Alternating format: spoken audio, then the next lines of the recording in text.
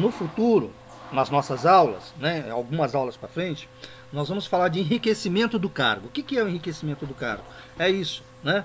É, é, é um cargo, por exemplo, maçante, entediante, sem nenhum desafio, sem nenhuma que não acrescenta nada para o ocupante, para o colaborador. Isso, com o passar do tempo, é extremamente desmotivador. Chega um momento que ele não aguenta mais. Então, para que ele tenha interesse, né, e tenha motivação, que é o grande X da questão, a questão da motivação, a motivação provoca tudo, né? Ela provoca aumento da produtividade, ela provoca diminuição do absenteísmo, diminuição do turnover, né, da rotatividade, entre outras métricas, que depois a gente vai falar mais sobre essas métricas. Então, a motivação é a base para tudo isso, né? Nós falamos na nossa última aula a questão da grana, né, do dinheiro como fator motivacional. E eu acho que depois de um certo debate, a classe rapidamente entendeu que o dinheiro necessariamente não é fator motivacional no trabalho. Porque nós estamos falando de qual motivação? Motivação para fazer, motivação para trabalhar, motivação no ambiente de trabalho, né? Então aquela motivação, não, pô, ganho mais, tenho dinheiro e tal, porque no final de semana eu vou pro shopping e eu vou refazer meu guarda-roupa, vou comprar só roupa nova. Meu, isso aí não é motivação no trabalho, né? Então, essa é a diferença.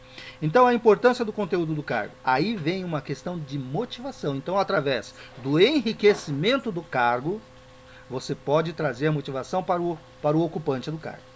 Então, a especialização não é a maneira mais eficiente de visão do trabalho.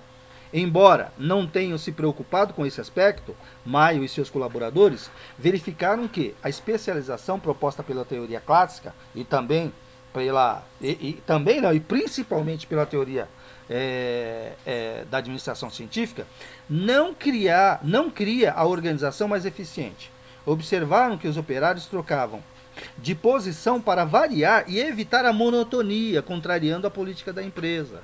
Ô meu, vem cá, eu tô de saco cheio de fazer isso, eu tô batendo esse martelo aqui o dia inteiro. Você não quer vir para cá? Eu vou apertar parafuso para lá, que eu não aguento mais bater o martelo aqui, né? Então, os colaboradores faziam isso informalmente para evitar a monotonia, para poder mudar um pouco de trabalho, tá bom? Legal. Vamos falar do sétimo, né? ênfase nos aspectos emocionais. Aspectos emocionais e comportamento estão diretamente interligados. A gente vai ver isso logo logo, tá? Então o que acontece? Os elementos emocionais não planejados e irracionais do comportamento humano merecem atenção especial da teoria das relações humanas. Lembra que nós falamos em sala de aula? A gente já tocou nesse assunto, né? Tem organizações que achavam o seguinte, eu me lembro que o exemplo que eu dei em aula foi exatamente esse. Se você tem algum problema em casa, resolve em casa e o problema de casa não se mistura com o problema da empresa. Isso não existe. Isso não existe. Então, no passado, as organizações entendiam assim, né? E trabalhavam as emoções, os aspectos emocionais do funcionário dessa maneira. Problema de casa você resolve em casa. Aqui você está aqui para resolver o problema da empresa. E não é assim, né? De repente você saiu de casa, você precisa ir, porque você não... Por uma série de motivos você não pode faltar. Mas o teu filho está internado, o teu filho está lá com Covid, está correndo risco lá de ser entubado. Aí você vai trabalhar, que raio, que cabeça você tem para produzir bem, para você estar mergulhado no trabalho, comprometido, motivado no trabalho. Se você trabalhar numa linha de produção, trabalhar com máquinas, trabalhar, por exemplo, com uma prensa, você corre o risco de sofrer um acidente de trabalho, porque a sua cabeça não está lá. A sua cabeça está no hospital lá com o seu filho. Tá? Então é isso. Então, Elton Mayo, ele observou isso, né? E isso ele achou que é um aspecto extremamente importante dentro da teoria das relações humanas. Legal? Tá. Então vamos lá. Uma apreciação crítica, né, das relações humanas. Sofreu críticas. Por quê? Porque pintou-se um mundo muito cor-de-rosa. Com o passar do tempo, né, mesmo porque num certo momento explodiu em tudo quanto é lugar.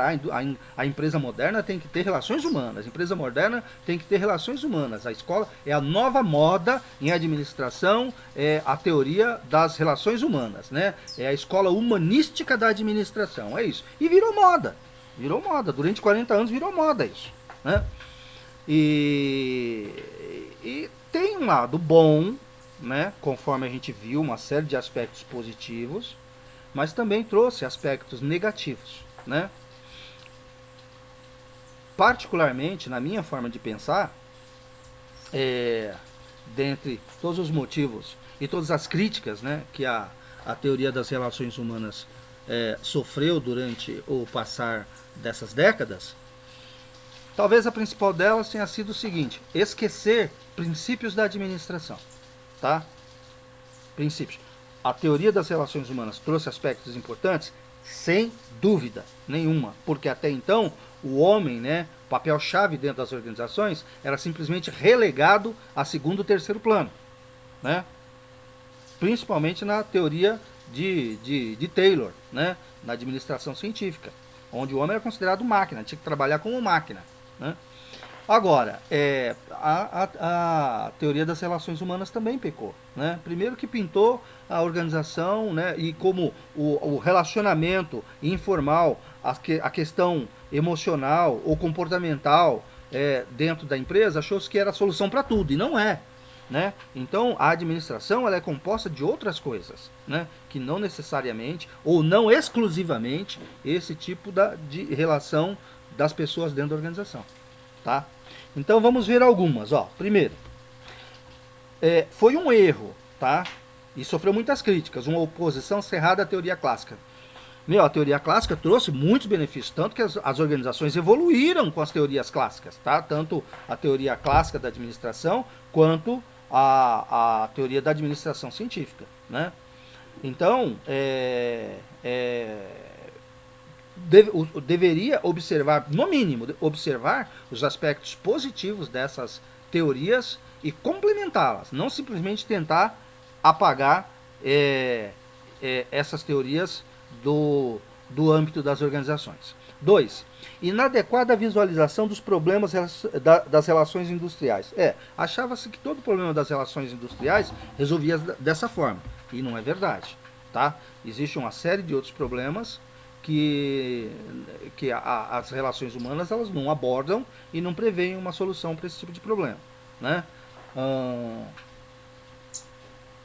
3. Concepção ingênua e romântica do operário, que a gente falou. Então tudo era lá o operário, como ele tem que ser tratado, tal. Então virou um verdadeiro conto de fadas. E isso não é bom para a organização, tá? Não é bom, porque coloca-se o operário no centro e esquece-se o resto. Não, o colaborador sim está no centro, porque as coisas são feitas pelas pessoas, mas as outras técnicas de gestão, de administração, de planejamento, de organização, de controle e outras mais também têm importância, né? 4. Limitação do campo experimental. A experiência de Hawthorne foi extremamente importante, mas achou-se que ficou extremamente limitado porque foi feito numa organização só, num tipo de organização só, com um tipo de funcionário só, então ficou muito limitado. Tá? 5. Parcialidade das conclusões. Achou-se, né, criticou-se depois que até mesmo porque Elton Maia era um sociólogo, o foco era nas pessoas, então achou-se que as conclusões foram assim um pouco tendenciosas, tá? Puxou a brasa um pouquinho, né, para a sardinha da questão das relações humanas, tá? 6. ênfase nos grupos informais. Então, talvez, claro, tem importância os grupos informais? Sim, conforme relatou, conforme constatou Elton Maia. Mas talvez tenha sido dada uma importância maior do que realmente tem, tá? Talvez, né? Mas foi alvo de críticas. 7. Enfoque manipulativo das relações humanas. Conforme a gente já falou no 5, parcialidade das conclusões, em função desse enfoque manipulativo. Então, depois de um certo tempo, talvez Elton Maia e os seus colaboradores quisessem uma conclusão dessa, tá? Então, achou que alguns resultados foram assim até manipulados para que pudesse dar a ênfase e trazer esses resultados que foram apresentados, né? Isso. Tá ok? Então, aqui a gente encerra essa parte da origem da gestão de recursos humanos.